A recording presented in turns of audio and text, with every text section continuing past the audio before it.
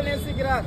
இயேசு உங்களுக்காக சிலுவையிலே பாவம், சாபம், தரித்திரம் எல்லாவற்றையும் சுமந்து தீர்த்தார்.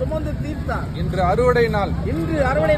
இயேசு நமக்காக விலைக்கிரயம் செலுத்தப்பட்டார்.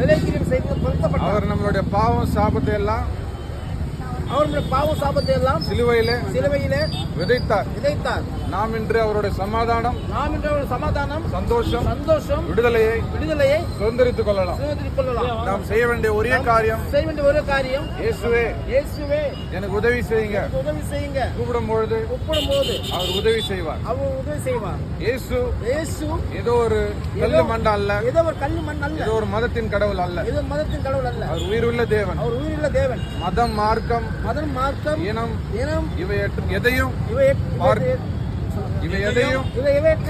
பார்க்காத ஒரே தேவன்.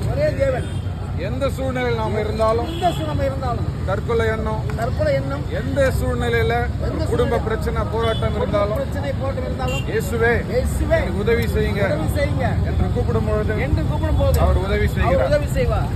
உண்மையாக அவரை கூடும்போது அவர் உதவி செய்கிறார். ஒரு விஷயம் நாம் ஜெபிப்போம். இயேசுவே உதவி செய்யுங்க, வாழ்க்கையை மாற்றுங்க சொல்லும் பொழுது ஒரு அற்புதம் உண்டாகும், விடுதலை உண்டாகும்.